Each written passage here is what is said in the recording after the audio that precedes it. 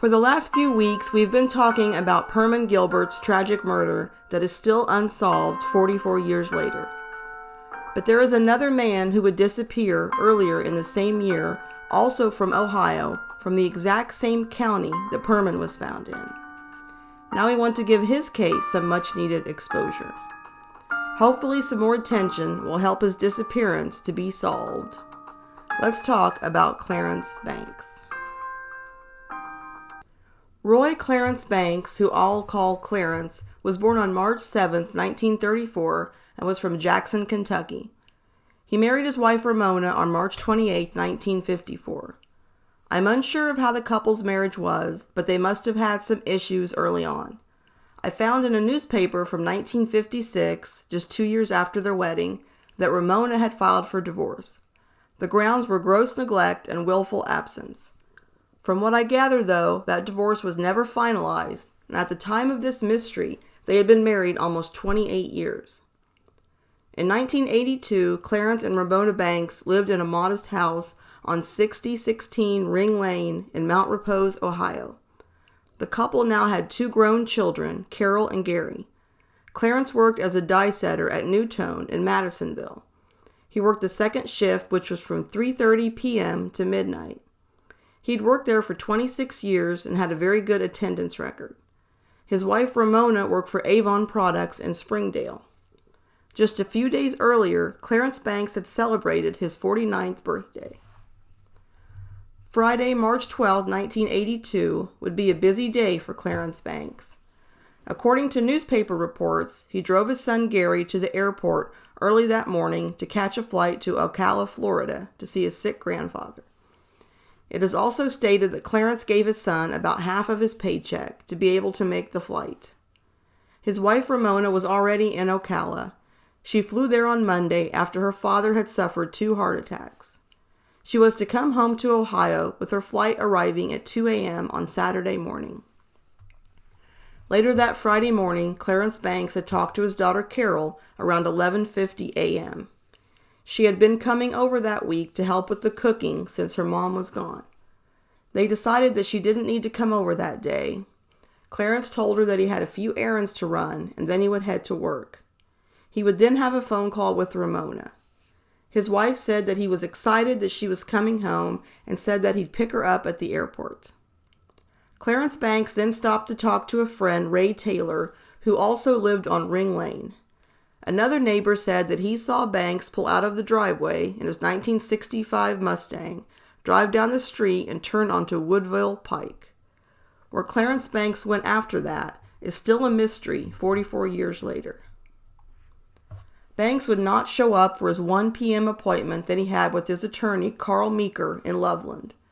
This was apparently in reference to a settlement check concerning fire damage at a bar that Clarence was a partner in.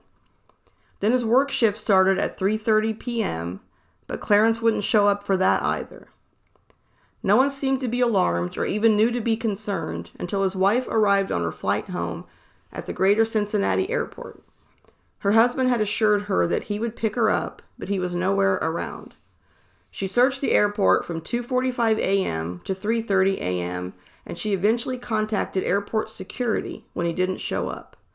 She thought that maybe he had fallen asleep in his car. Airport security said that the car was not there. She then phoned her daughter Carol to pick her up. Ramona Banks went to report her husband missing at 10:15 a.m. on Saturday morning.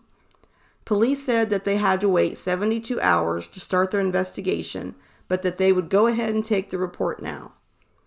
They were able to tell pretty quickly that Clarence hadn't boarded any flights at the airport. Back at the Banks home, nothing seemed out of place. Clarence did leave his shrine ring, keys to his car's gas cap, and checkbook on the dining room table. His bank card was on a nearby shelf. No clothes were missing. His dentures were also still at home, but from what the family said, he didn't wear them very often. There was no trace of Clarence Banks, but just a few days after he disappeared, they would get a clue. But this one would create more questions than it answered. On Thursday, March 18th, airport security found his unlocked 1965 brown Ford Mustang parked back in the corner of the airport garage. It was quite a distance from the Delta terminal where his wife flew in. Airport security discovered it during regular cataloging of cars and recognized the description. There was apparently nothing noteworthy or suspicious inside the car, and the only thing mentioned was a half-empty bottle of Coke on the passenger seat. Authorities decided to leave the car parked there for another week to see if anyone would come to pick it up. When no one did, police took Mrs. Banks to the airport to get it. She would first have to pay a $64 parking fee. Clarence Banks' beloved car would then be parked in his driveway in Mount Repose. The finding of the car only made this disappearance more suspicious, as it was parked in long-term parking, and Clarence would not have parked it there, as he would only have been at the airport to pick up his wife. Police believe that Clarence probably wasn't the person who drove his car to the airport. As police continued their investigation, they would interview family members and friends to get an idea of what kind of person Clarence Banks was to help in their investigation. Miami Township Police Chief Harry Snyder said that people that knew him described Banks as one heck of a swell fellow. There were no criminal or financial problems nor any enemies that they knew of. They did all agree that he wasn't the type to just abandon his family.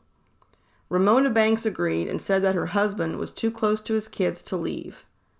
The family appeared to be close and enjoyed spending time together, especially camping and fishing. Clarence Banks came from a big family, and his siblings would also help in the search for their brother. They would call his relatives and acquaintances across the country to see if they had seen or heard from him. Hospitals were also called in case he had developed amnesia or perhaps was injured. They also called the FBI, although it's unclear whether they ever worked on the case. Something interesting that occurred with Clarence Banks just 2 years before the disappearance. It's unsure if it has anything to do with him going missing, but it is worthy enough to be mentioned. Clarence Banks reportedly gave Raymond Fasnacht a check for $1,200 in late October of 1979 for interest in a bar called Parker's Pub in Union Township. Apparently, Fasnacht didn't actually own the interest in the bar that he fraudulently sold to Banks. In 1980, he would be charged with felony theft for his actions. I am unsure what the resolution of the case was, as I could find no further information. It is also not certain if this is the same bar that was tied to the insurance settlement check that Clarence was to pick up the day that he disappeared. Did Clarence Banks subsequently get a judgment against Fasnacht in regard to the theft charges, and would that be enough of a motive to make him disappear? In a newspaper article 1 year after Clarence Banks vanished, his family would weigh in on his continued disappearance for a newspaper article. Ramona Banks said that she is sure that her husband is dead. This is a conclusion that she reached the first week that he was gone. She would also describe her husband's disappearance as one of the most traumatic experiences she had ever gone through. She said that they don't have any real facts to cope with. Some days you do just fine, but other days you feel all alone. The family admits that they have a lot of anger and bitterness. She said they're mad at the police in the area more than anything else, as she feels that they could do a lot more. She said that it's like nobody cares, and they refer to him as an adult runaway. She said they don't know any more than they did a year ago. So Clarence Banks went missing in Claremont County in mid-March of 1982. 2 months later, Permon Gilbert would go missing and is found in Claremont County. Both cases have drugs and drug trafficking theories mentioned. Could their cases be connected in any way? Unless we can find resolution in either case, we can't know for sure. In an article from the Cincinnati Post dated July 29, 1982, it said something that I found surprising. The article began by saying, since the beginning of the year, 78 people had been reported missing in Claremont County. 2 of those, Geraldine Stanfield and Permon Jean Gilbert, will never return to their homes. I will give you a brief summary of Geraldine Stanfield's murder, since we are covering a few different cases that happened in the same county in the same year. She was a 30-year-old beautician who disappeared from the Eastgate Mall in Union Township on January 14, 1982. Her car was found with all of her belongings inside except her car keys in the mall parking lot. Her body was found 13 days later on January 27th, and she had been kidnapped, raped, and stabbed. Spree killer Robert Dale Henderson would confess to her murder and the murders of 11 other people in Florida, South Carolina, Louisiana, Mississippi, and Ohio during a 2-week crime spree. He would eventually receive 3 death sentences and was executed by the electric chair in April of 1993. With Stanfield's murder being solved quickly and at the hands of a spree killer who was only known to have committed murders during a 2-week span, it isn't thought that her case is connected to Banks' disappearance or Gilbert's murder.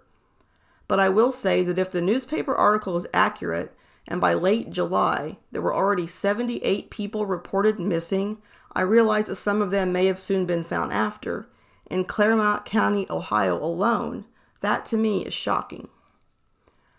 Unfortunately, decades would go by, and there was absolutely no trace of Clarence Banks.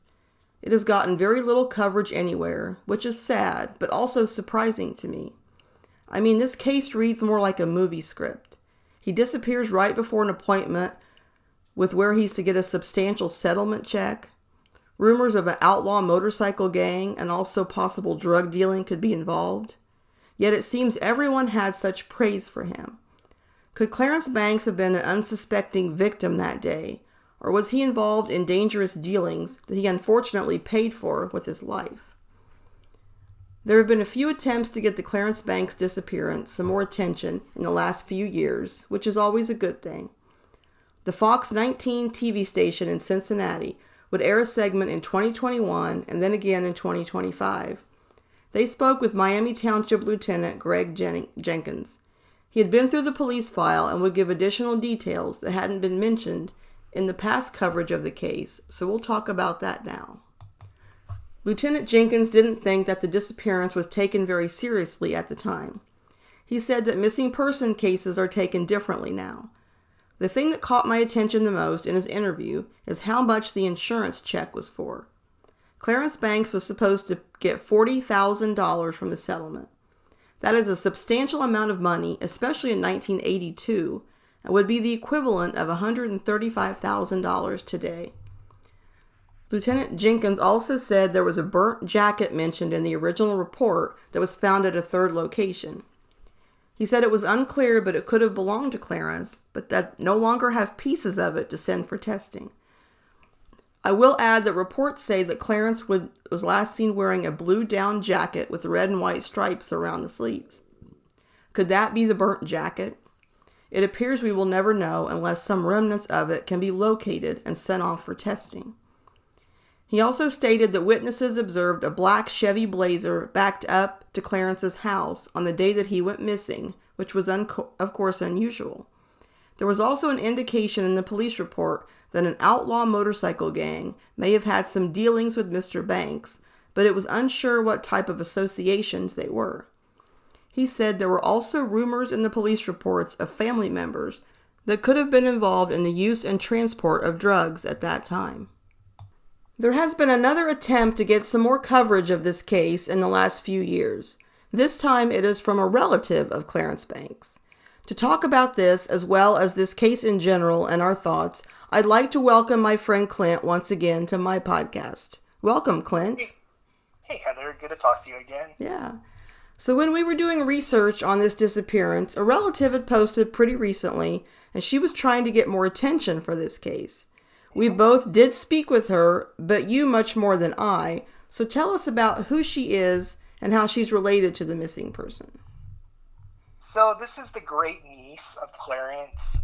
She would have been, I believe, around the age of 5 when he went missing.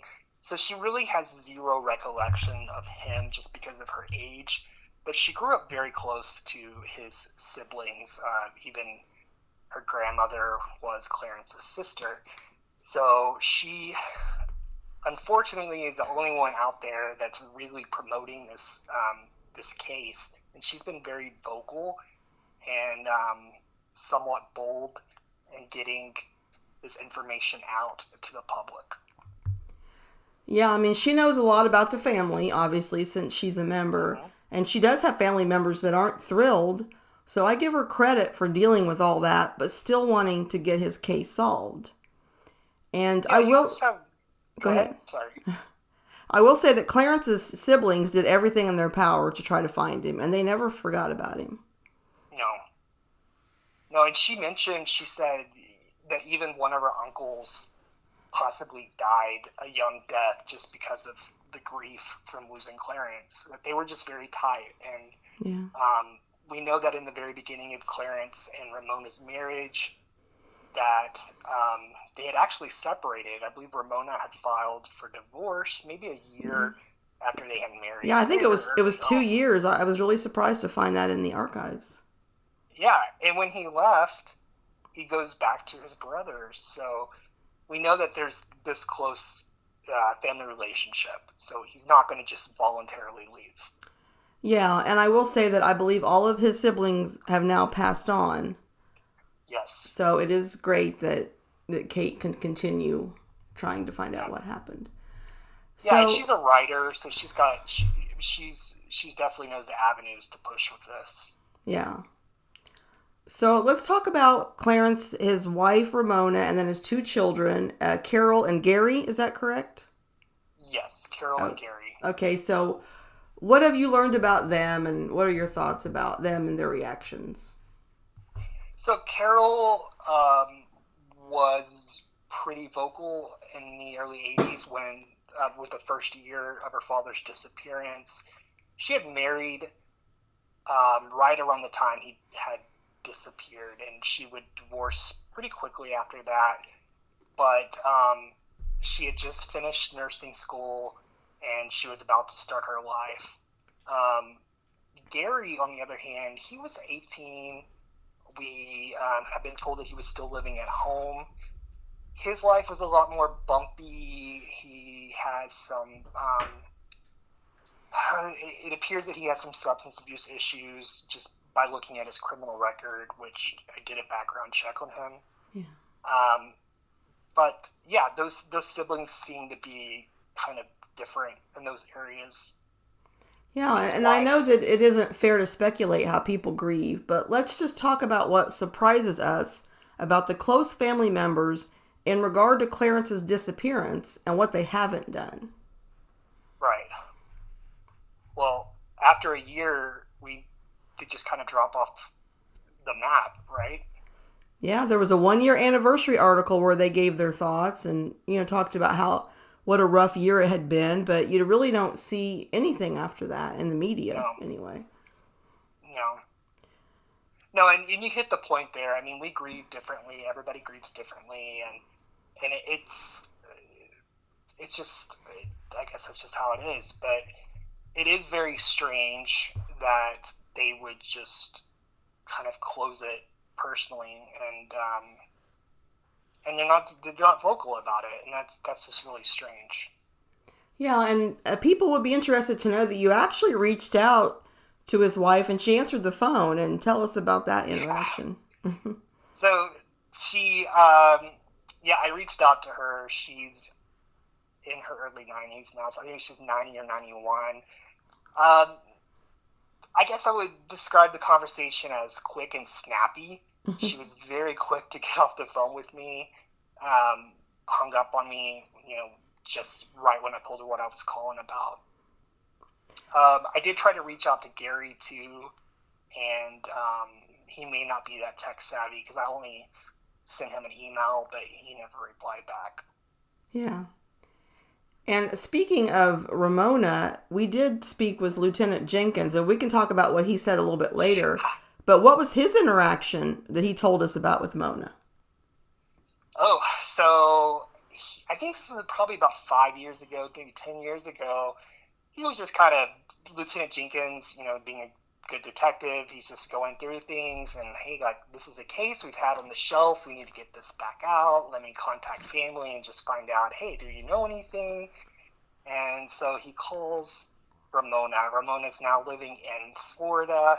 He's able to locate her, and her reaction was, "Are you still looking into my husband's death?" And, she was very short with him and just not at all interested.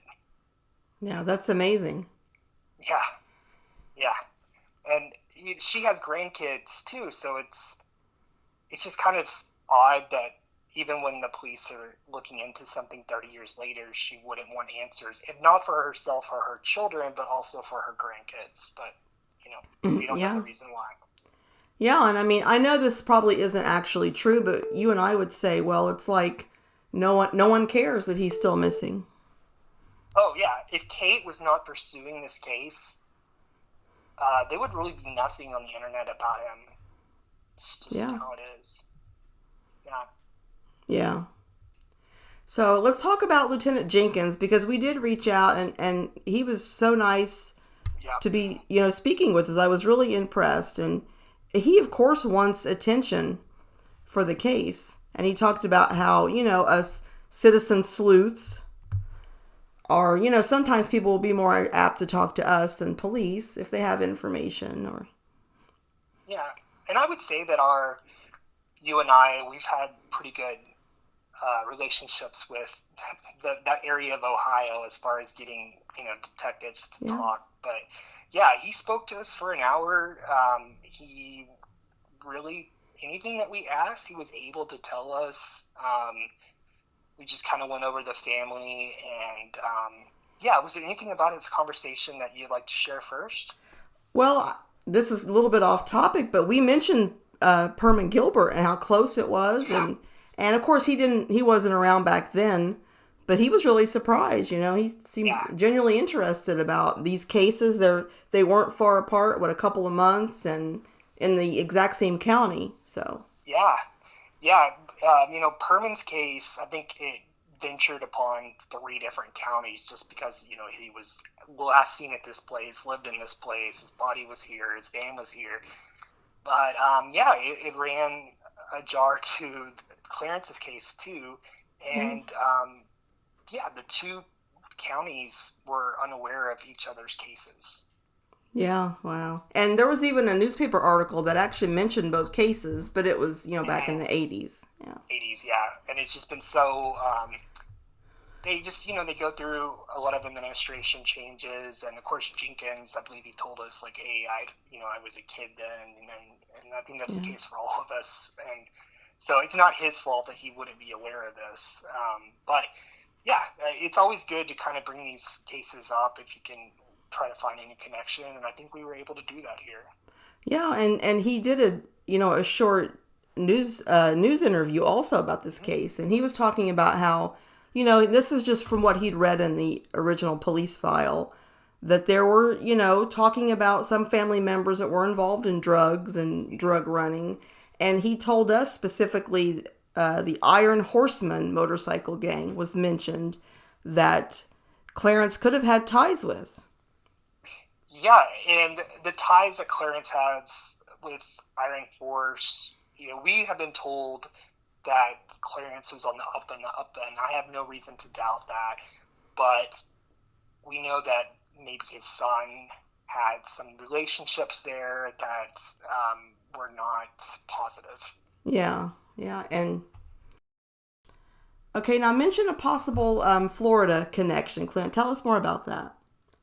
Yeah, so we're seeing another Florida connection that we kind of maybe brought up with the Permon Gilbert case, but Ramona, her family was in Florida, and we know that she was there. Her father had 2 heart attacks a couple days before Clarence's disappearance, and we know that Clarence had dropped off his son Gary to the airport the day prior, also to go to Florida.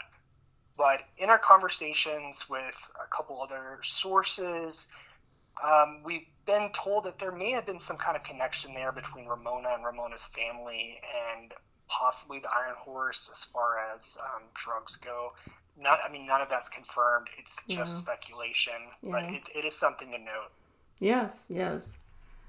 So there's a few questions that I would still like to have the answers to. I'm curious if there was any life insurance on Clarence Banks. Yeah. Well, I would be curious too, but considering they never declared him dead, that's puzzling. And the biggest question that I'm sure everyone has is, now we talked about Clarence was on his way to pick up a check, and the police told us it was a $40,000 check, which, would be $135,000 equivalent these days. he never even went to pick it up. Well, who got the check? Did Ramona get it? And yes, and as far as we know, yes, because as we were told by Kate, the day prior to Clarence's disappearance, his attorney had received a phone call stating that the check should be made out to Mona. And when we mention the attorney, we should also mention that this attorney was later disbarred and was pretty questionable for a couple different reasons. But yeah, he was disbarred only like a couple years after Clarence went missing. So who knows what he was into, during that time. Yeah, and it wasn't related specifically to this case. It was for some other issues, I believe, with clients that he was having. But we also learned that Ramona eventually took this attorney to court and sued him, and I would assume it was relating to this settlement.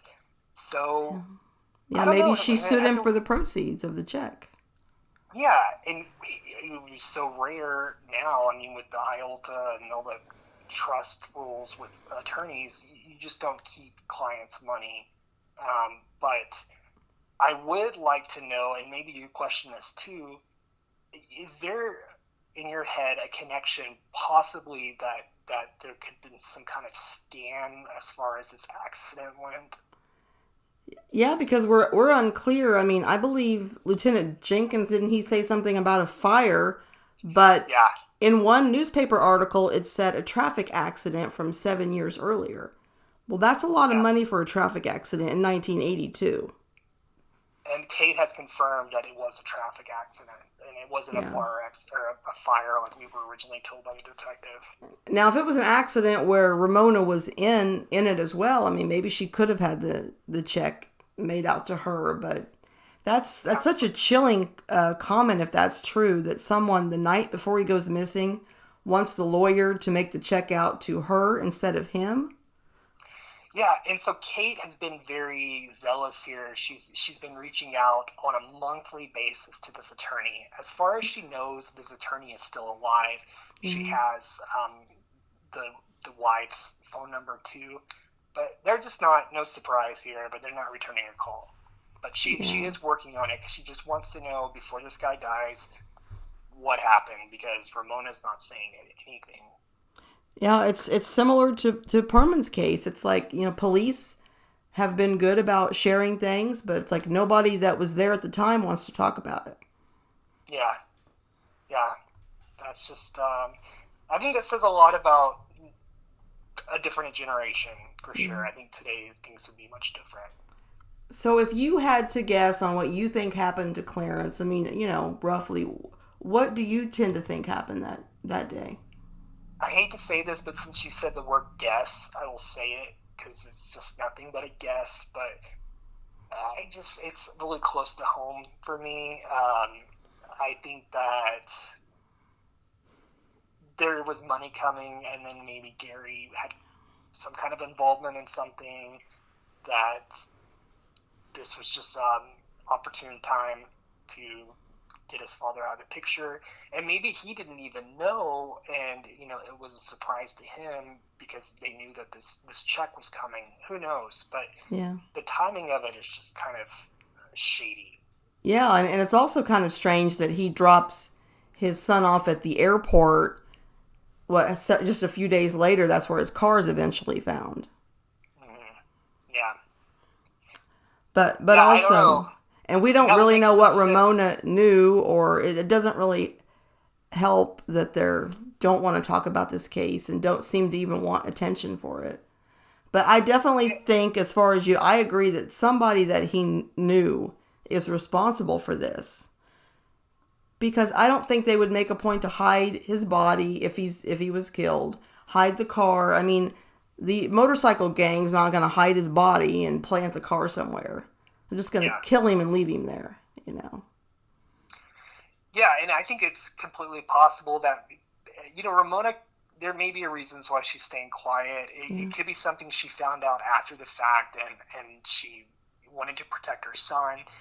Her son may have no involvement, but maybe someone around her does, and it's just not something that she's willing to lose another family member for.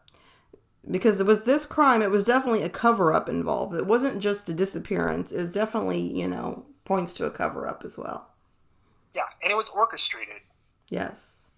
It wasn't just random. They had it pretty well planned out. Yeah, and it was like that day for Clarence was like any other day until it wasn't. Just plucked right out in the middle of a day of errands and headed to work. It's crazy. Mm-hmm. Yeah, he was supposed to be work at 3 p.m. that day, and he never showed up. Yeah, and we can pretty much trace what he did up until, about 1 or so? Yeah, we know that he had, I believe it was that day he had talked to his daughter. He had also talked to his sister. Yes. As always, thank you, Clint, for helping me in the research. We're going to talk about one more case here shortly, and I will talk to you then. As far as my thoughts on this case, the more you dig into it, the more unsettling it is. The disappearance itself is strange, but the close family's reaction to it in the past several years is too. I do know that Clarence's siblings did care about his disappearance, and they are all now deceased. But why aren't his close family doing anything currently to try to get answers? I understand not wanting to have the attention for yourself, but it is disconcerting when they don't seem to want the case to get any attention. His wife even seems surprised and even annoyed that law enforcement is still looking into this case. What? You really can't blame people for looking twice at some of Clarence Banks' close family members. Their actions haven't really done them any favors. It would take a great niece who didn't even know Clarence and was only 5 when he disappeared to make the effort to put his story out there after more than 40 years of no clues. We appreciate her weighing in with some additional info in putting together this podcast. We hope that with the attention in putting this out and her continued work on the case, that some more information can be revealed to give Lieutenant Jenkins something to work with. There's another case that I want to give some attention to. It happened just a few weeks before Clarence Banks' disappearance and just a few hours away. Leon Moncer was just 21 and lived on Indian Run in Bel Air, Ohio. He had led a pretty tumultuous life so far. He was married to a woman named Irene Zimmerman. By all accounts, though, the couple was struggling and in the process of divorcing. This was made more complicated as the couple had a 3-year-old daughter named Julie. The couple was very devoted to her, so they continued to live together throughout the divorce proceedings. Reports even say that Leon was dating someone else during their pending divorce. Most people that go missing we are very sympathetic towards. This case is a little different in some regards. Honestly, pretty much all of the accounts say that Leon struggled with alcohol addiction and had a short and sometimes violent temper. They went on to say that he was abusive towards his soon-to-be ex-wife Irene as well as past girlfriends. However, he did have family and friends that loved him, and all seemed to agree that he adored his little girl. One of Leon's family members would even say that he dealt drugs, and his nickname because of that was the Candy Man. As always, not all of the accounts of these old missing persons cases are identical. According to what most sources say, Leon got a letter in his mailbox in mid-February of 1982. It was made with letters cut out of a magazine and said, "Leave it alone or you are dead." To this day, no one knows who sent the note. It seemed that around the same time as the note surfaced, Leon became increasingly paranoid. He was overprotective of his daughter Julie. She couldn't leave the home without him, and he forbid anyone from taking photos of her. On February 18th, Leon would leave the home, telling his wife that he had a date, but told her that he would be back. Leon had 3 jobs, and one of them would phone Irene the next morning asking for Leon. He hadn't shown up for work. Leon Moncer did not come home that day like he said he would. Irene knew right away that something was wrong. She did contact the authorities, and they started an investigation. 2 days after the disappearance, Leon's gray Dodge Aspen was reportedly found at the entrance of Anco Mining Road near Powerline Park. That sight would portray a chilling scene. His car, some reports say even still idling, was in a ditch splattered with mud, perhaps from spinning tires. The keys were in the ignition, and the driver's side door was open. The interior of the vehicle was muddy, and it was thought that a struggle had happened inside. Even though it was February in the Midwest, Leon's coat was found inside. His cigarettes were also left, which wasn't typical of Leon, as he was described as a chain smoker. Somewhat surprisingly, there were reported sightings of Leon in the area after the disappearance. 3 people swore that they saw him in the months after his disappearance. His estranged wife, Irene, would also report receiving anonymous calls. One of them asked her if she wanted to know where he was at. When she responded that yes, she did, the caller said, "Well, his head's in a garbage bag in the river. His arms and legs are out in the strip pits." Irene Zimmerman would also say that her and Leon's 3-year-old daughter were both followed by a man in a truck for 6 months, and for 2 years a man would hide in the shadows outside their house. She said that he wore a dark hooded sweatshirt with his face obscured.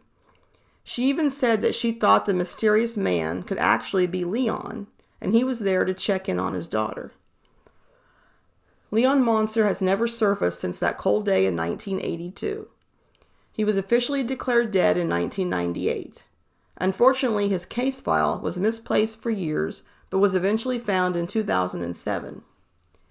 In 2015, acting on a tip, they dug up a basement in Columbus, Ohio, but nothing was found. It's good to see that police are still actively pursuing leads in this disappearance. In recent years, someone has come forward to get some more attention for Leon Moncer's case, and that is his daughter, Julie. She was just 3 years old when he disappeared. She's of course grown now and has a family of her own.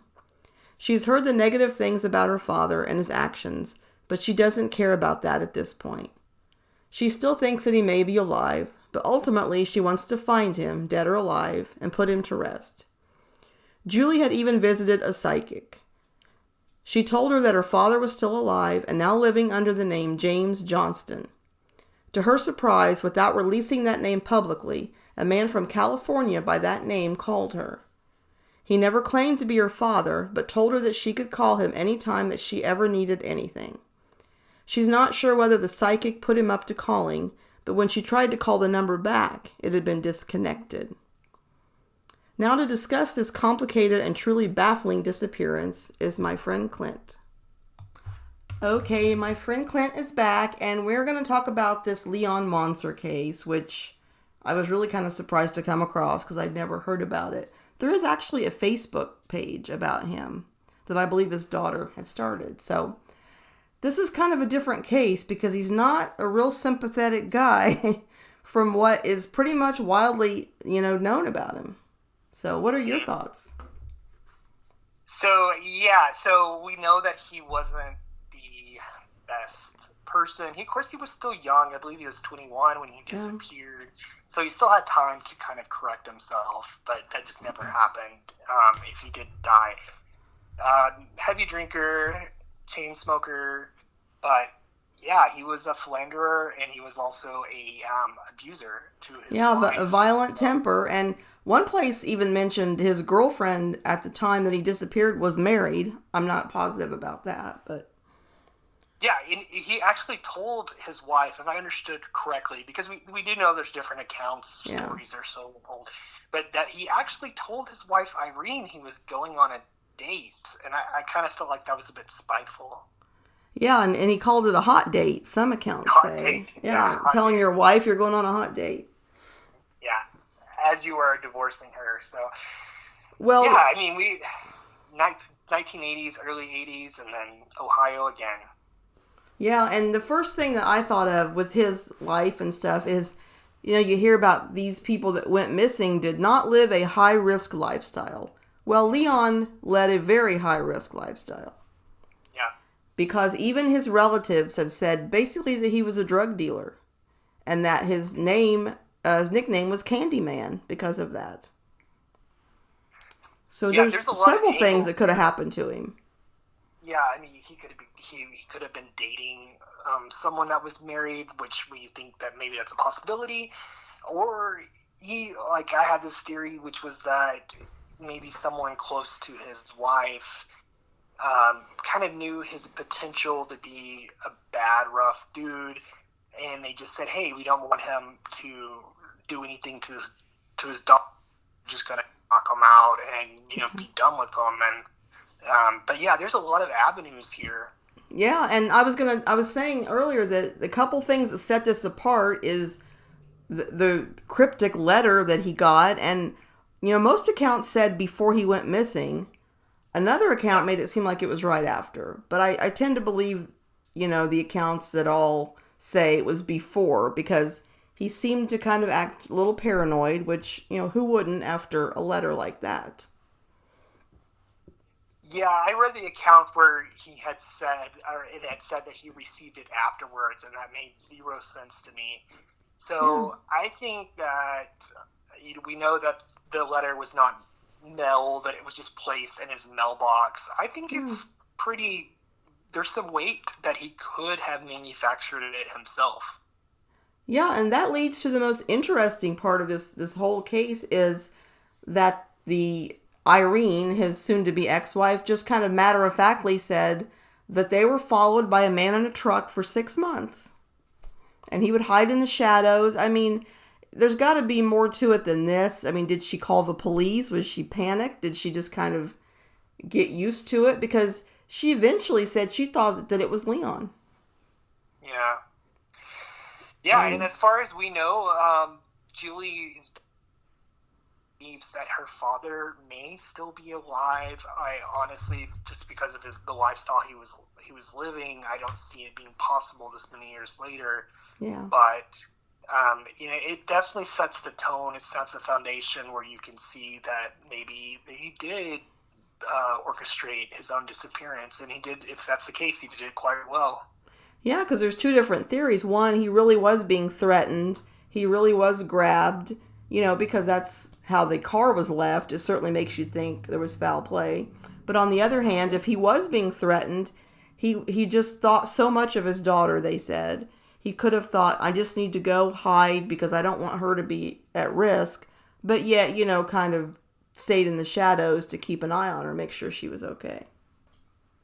Yeah, when I heard that too, I thought that just sounds like something, his mother would have said, or his dad, that he loved his daughter so much, he would have never, and I didn't really buy into it, and I definitely didn't buy into that he was watching his daughter from afar. That doesn't make sense.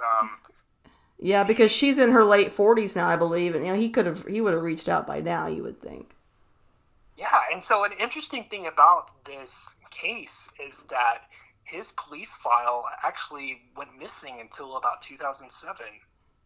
Yeah, and they found it, and then I think they said in, 2015, they even dug up a basement because they got a tip. So it's good that they're still looking into it, I mean. Yeah, and unlike some of the other cases we've done, with Permon and with Clarence, this case has the participation of his kids, and anytime you have a family member that's actively trying to get answers, that's going to make it more vocal. Yeah, and I really commend her because, she's heard all these negative things about her father, and she doesn't really dispute them, but she still wants to find him, and she wants to know what happened. Yeah, and I've seen where she's mentioned before that her mother remarried, and her mother ended up remarrying and moved to a different state, and she was able to have what seems like a normal life with another, like a stepfather. Yeah.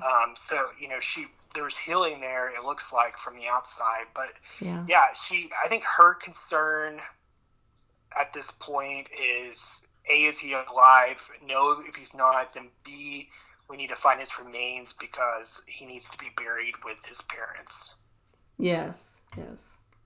And it's like, she's one of the few people that's still around that cares. I'm sure his parents, they had a lot of people really did say nice things about him. It's just how he was living his life, at that point was, nothing to be commended for sure. Yeah, I think weirdly, your life has episodes, and so a lot of times you can know someone from one part of someone's life, and then you find out 10 years later they were a completely different person. Yeah. And I think that's why we have so many different accounts of his life when you look at Leon. Yeah, because they've basically said that, he was an alcoholic, so I don't know, maybe the violence and all that was more triggered after he drank, but the days he was sober, maybe he was great. You hear that a lot of times as well. Yeah. And he could have been through high school, he could have been fine. And, then it could have been once he started using substances that he snapped and became a completely different person. Yeah.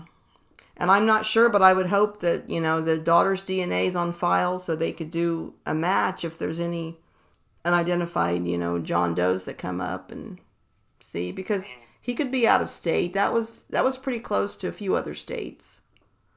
So he could have ended up in another state. It's possible. It's possible. And it could have been possible that he could have just been discarded by the wrong person. Yeah, because it's like, okay, there were several. If it was foul play, was it, a jealous husband that found out he was having an affair? Was it something involved with his drug dealing? I mean, it seems like he was just snatched from, wherever he was, and maybe he was lured there too. Yeah, and I mean, if it really was a date, like he said, it's quite possible he was going through a divorce with his wife. Possibly the wife had relatives or a good friend who just knew that he was an abuser and just wanted to take care of the situation so the wife and the daughter can start over fresh. I mean, that's I could see something like that happening. Yeah. And we certainly hope that, Julie's done a lot of work, and that's his daughter's name, and that she can certainly hope that she can get answers for what happened to her father. I think she's doing a pretty good job. She's got a lot of information out there. Yeah, and the Facebook page. I believe it's Help Find Leon Moncer, if anybody wants to check it out. Yeah, check it out. So, Clint, thank you once again for helping me research a lot of these enormous cases with so much information. I've really enjoyed having you on these last several podcasts, and I'm sure I will have you back. All right. Well, I enjoy coming, and I appreciate it. Okay, take care. All right, you too. All right, bye. Bye-bye. You hear people talk about missing people who did not live a high-risk lifestyle.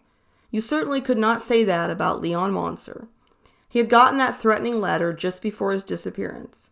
According to his family members, he dealt drugs, struggled with alcohol, spent a lot of time in bars, he was reportedly violent, and may have been seeing a married woman.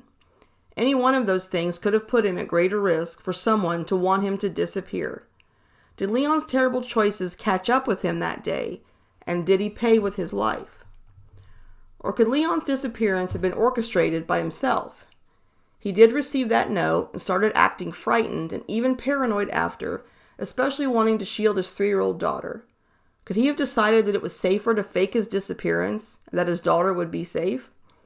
Also, this mystery man that Leon's wife claims basically stalked them for months. It doesn't make a lot of sense to me if someone murdered Leon that his family would continually be targeted. But if Leon decided to fake his disappearance and stage where and how his car was found, it would almost make more sense that the mystery man in the shadows was Leon making sure that his family was safe. His wife even thought it was him. Did she have some reason to logically think that? Or was it just wishful thinking on her part? Because that would mean that her daughter's father was still alive. But on the flip side, if Leon did decide to fake a disappearance at the time because of people that may have been after him, it doesn't make sense that he would willingly stay away from his daughter for the next 44 years. Especially after seeing what little attention his case has gotten, is because his daughter is actively searching for him. So I'm torn, but due to everything Leon was doing at the time that he disappeared, logically, it's probably more likely that Leon was abducted and murdered that night. So there you have 2 cases of mysterious disappearances within weeks of each other in the same general area in Ohio. Both cases are ice cold, but there are at least a few people who are trying to get attention for them. Hopefully, us covering it will also do some good. The only thing the family would like now are answers, and if possible, remains that they can lay to rest with honor. It is never too late to figure out what happened in these 2 cases of ominous in Ohio.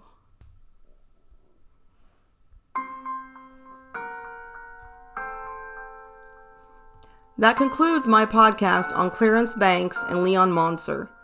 If you enjoyed it, please leave me a rating or review where you listen to your podcast. You can find me on Spotify, Amazon Music, Apple Podcasts, iHeartRadio, YouTube, and YouTube Music under one word, Lost and Found Podcast. You can read all of my original articles, as well as find links to my most recent podcasts on my website at Lost and Found Blogs. I also have social media pages under that name on Facebook, X, and Instagram. I have a Patreon channel where I also cover lesser-known missing persons cases that you may have never heard of. You can reach me via email at lostandfoundpodcast@yahoo. And remember that cold cases stay cold because their story stops getting told.